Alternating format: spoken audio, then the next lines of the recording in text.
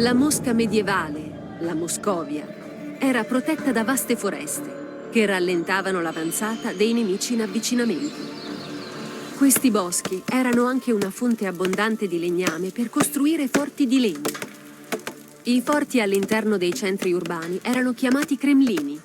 Il Cremlino originale di Mosca del XII secolo era stato costruito interamente in legno, così come tutti gli altri edifici. Per capire come venivano costruiti questi forti, viene realizzato un modello in scala.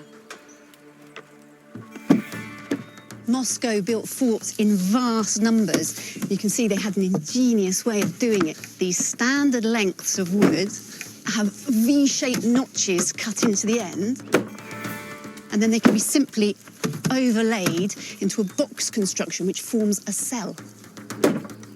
No joints, no nails, just the sheer weight will keep them in place.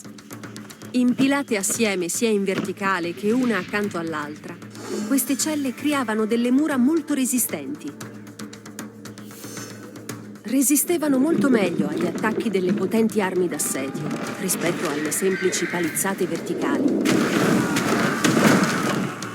E la costruzione a scatola dei forti moscoviti aveva anche numerosi altri vantaggi.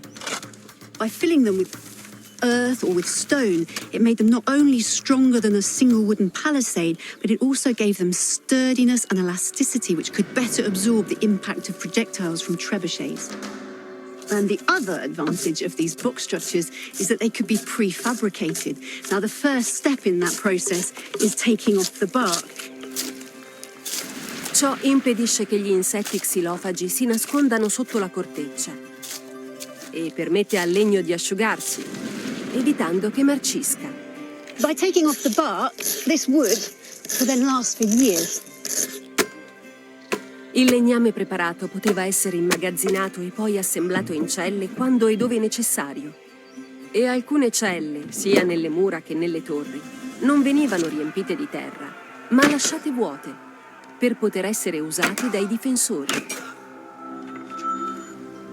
Dal XIII secolo alcune torri vennero realizzate in pietra e mattoni, come questa del castello di Chersk, costruito nel 1388. When stone wasn't available locally, red brick was the material of choice. Of course, the advantage of using bricks is that they're easy and cheap to manufacture, they're uniform, so easy to build with, and it's these red bricks which give the distinctive look to Eastern European castles, which we can still see to this day. Le torri in pietra e mattone potevano essere più alte rispetto a quelle in legno. Ciò permetteva ai difensori di Mosca di individuare prima potenziali invasori, tenendo a distanza i loro nemici.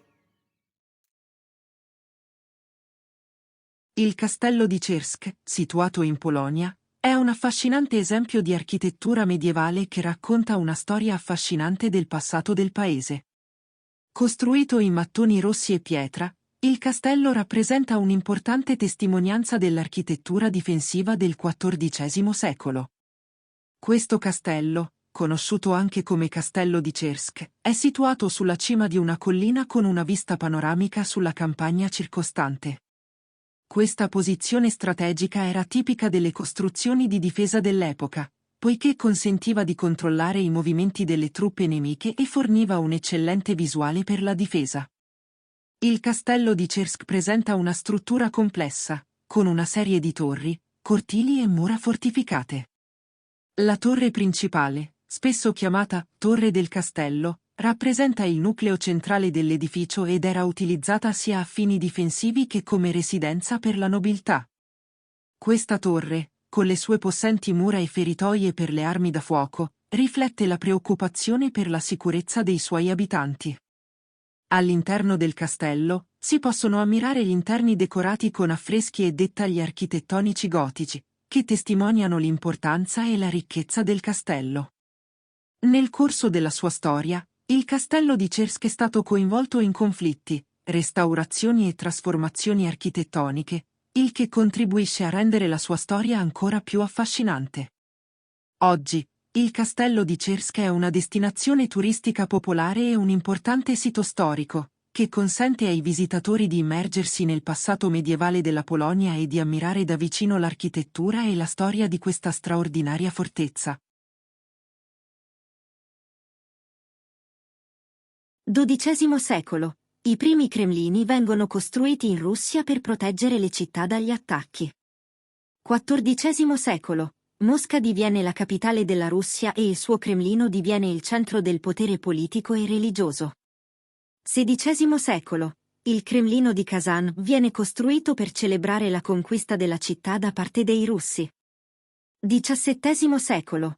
Il Cremlino di Mosca viene saccheggiato durante la rivolta di Stenka Razin. XVIII secolo. Il Cremlino di Mosca viene ricostruito da Pietro il Grande. XIX secolo. Il Cremlino di Mosca viene nuovamente ricostruito da Nicola I. XX secolo. Il Cremlino di Mosca viene sede del governo sovietico durante la Rivoluzione russa e la Guerra Fredda. Il Cremlino è un termine russo che significa città alta. In origine, si riferiva a una fortezza situata su un'altura, ma nel corso del tempo è venuto ad indicare qualsiasi complesso fortificato, in particolare quelli situati in Russia. Sono spesso associati al potere e al governo, e hanno svolto un ruolo importante nella storia russa. Sono stati testimoni di molti eventi importanti, tra cui la nascita dell'Impero russo, la Rivoluzione russa e la Guerra Fredda. Oggi il Cremlino di Mosca è il più grande complesso fortificato di pietra del mondo. Ha una superficie di circa 275 ettari e un perimetro di circa 2 chilometri. È stato danneggiato da diversi incendi e attacchi, nel corso della sua storia. Il più grave incendio è avvenuto nel 1812, durante l'invasione francese della Russia. Oltre al Cremlino di Mosca, ci sono molti altri cremlini importanti in Russia, tra cui quelli di Kazan, Suzdal, Nizhny Novgorod e Tula. Grazie di aver guardato. Se vi è piaciuto quello che avete appena visto, non dimenticatevi l'iscrizione al canale, cliccare la campanella e lasciare un commento. Per voi sono solo pochi click, ma per il canale fa veramente la differenza. Grazie a tutti voi e a presto!